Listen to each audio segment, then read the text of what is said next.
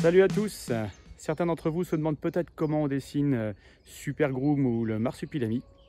Je vous propose de me suivre dans la YouCave, dans mon atelier, pour vous faire une petite démonstration. A tout de suite. On va commencer par Super Groom, qui est un personnage un petit peu complexe à faire. Alors, je vais faire un petit crayonné de mise en place. Très succinct, mais c'est pour savoir un petit peu où je vais. Voilà.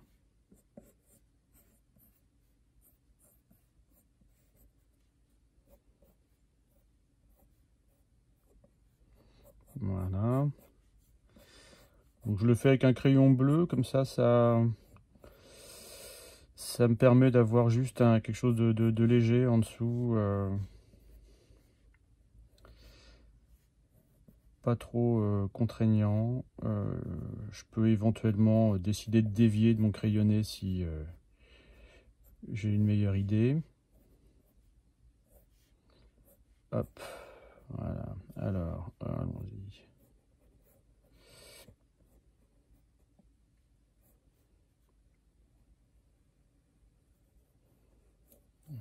Voilà. On peut retravailler un petit peu les contours. Alors bon, à la base, Super Groom, c'était juste Spirou avec un petit masque noir et son costume de groom, avec l'idée rigolote que personne ne le reconnaissait. Un petit peu comme Superman qui, quand il met ses lunettes, Clark Kent devient Superman, et évidemment personne ne fait le rapprochement. On va jouer beaucoup sur ces absurdités-là dans Super Groom. C'est quelque chose qui va faire partie de l'humour de la série. Après, voilà, c'est un petit peu plus complexe que ça. À un moment donné, j'ai eu envie de donner à Super Groom un costume un peu plus punchy que le traditionnel costume de Groom de Spirou, qui n'aurait pas été d'ailleurs très adapté dans les aventures qui lui demandent de se retrouver traîné, punché. Il fallait un costume un peu plus tout-terrain. Et donc, comme le costume de Groom, à la base, si je ne dis pas de bêtises, est inspiré, enfin en tout cas, est un dérivé des aides de camp militaires des officiers, et aussi, voilà, donc il y a une origine un petit peu militaire là-dedans. Je me suis inspiré du dérivé des costumes de cavalerie pour créer le costume de Super Groom. Et donc Super Groom est habillé avec un blouson en cuir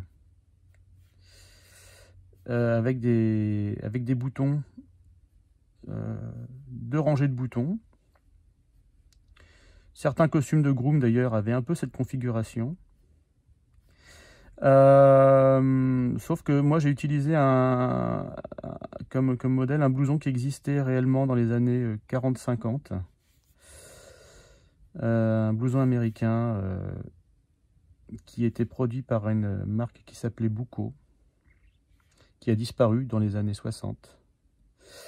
En tout cas, l'entreprise qui fabriquait ces blousons a disparu dans les années 60. Et on en trouve encore quelques exemples de ces blousons en vente à prix d'or sur les marchés de collectionneurs américains. Enfin bref, toujours est-il que ce blouson, j'ai décidé de l'adapter à Super Groom pour lui faire son uniforme. C'est un blouson de motard des années 40-50, qui lui-même était aussi un peu inspiré des blousons d'aviateurs. Mais des premiers aviateurs, pas des blousons de la Seconde Guerre mondiale, mais bien avant. Voilà. C'est pour donner un petit peu le côté authentique et faire un petit peu le lien aussi, pourquoi pas, avec les États-Unis et le côté comics. Il rappelle un petit peu d'ailleurs le costume du Rocketeer, hein, qui est aussi inspiré de cette mode-là. Là, je procède à l'ancrage de mon Super Groom. J'ai pris pour ça un pinceau avec une marque de pinceau que je ne vais pas nommer puisqu'on ne fait pas de publicité, mais qui est très répandue chez les auteurs. Habituellement, j'encre rarement avec ce pinceau-là parce que ils ne sont pas toujours très précis. Sauf que celui-ci, la version orange, était une série limitée qui a été produite et la pointe est très plaisante et on peut arriver à avoir des jolies finesses avec. Donc voilà, c'est un pinceau rechargeable, ce qui est très pratique parce que ça évite de faire des allers-retours dans l'encrier. Voilà, donc là, on est le matin, je ne me suis pas encore échauffé.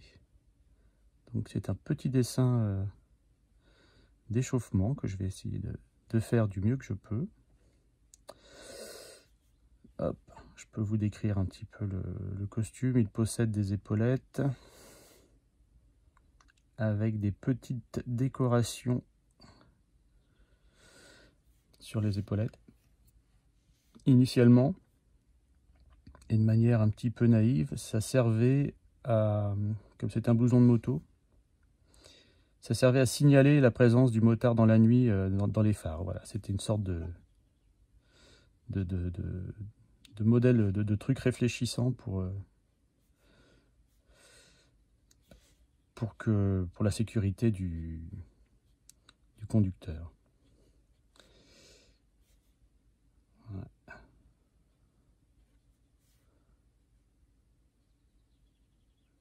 Hop.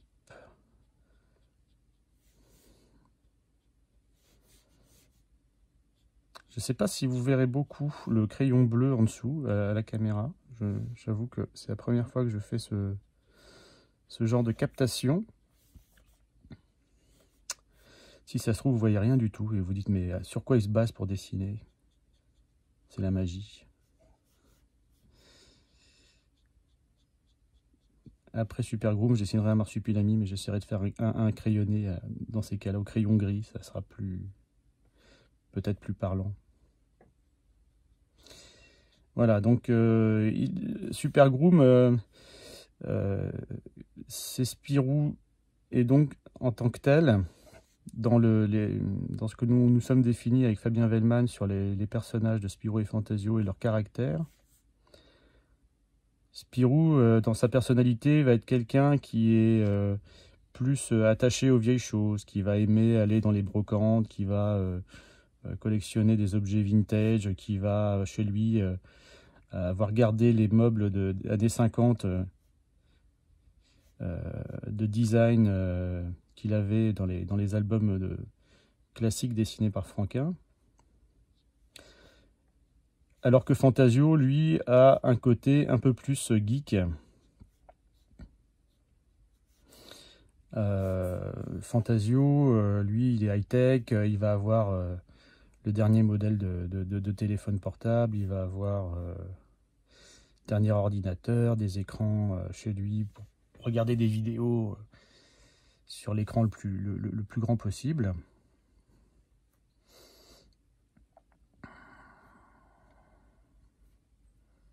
Tac. Voilà.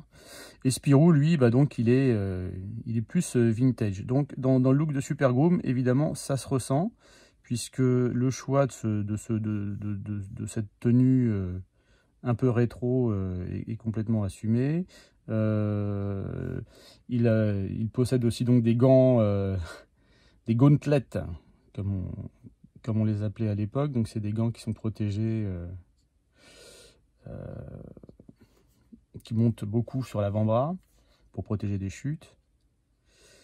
Évidemment, tout ça n'est plus tellement aux normes selon normes de sécurité actuelles en termes d'équipement motard.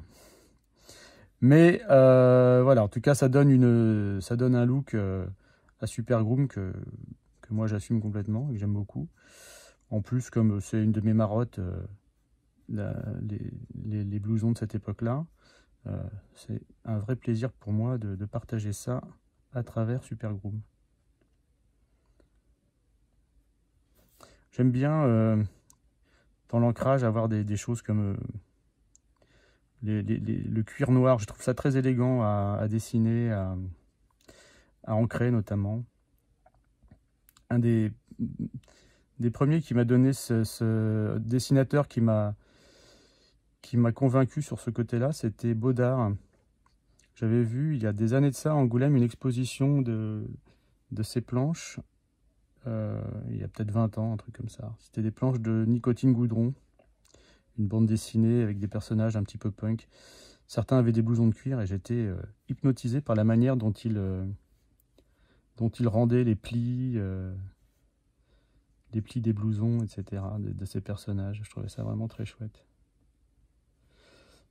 Bodard est un grand dessinateur dont on aimerait vraiment voir plus souvent les travaux. Je pense qu'il aurait fait formidable album de Spirou dans la collection Vue Par. Avec un bon scénariste, ça aurait été super. Hop.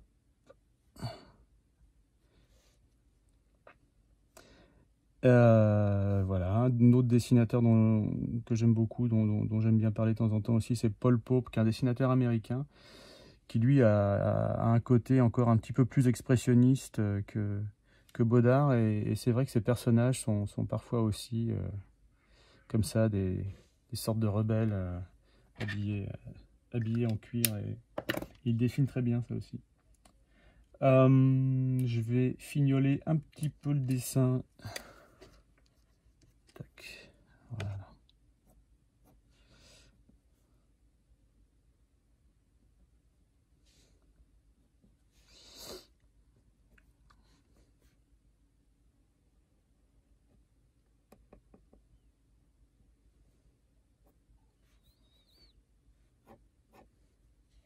Voilà, je rajoute un petit peu de matière en utilisant un feutre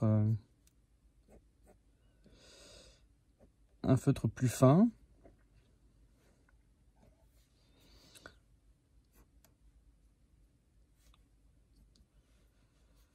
Ce qui permet de rendre le dessin un petit peu plus précis,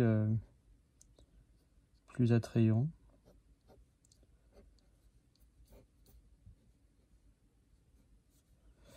Voilà. Et donc voilà, Super Groom.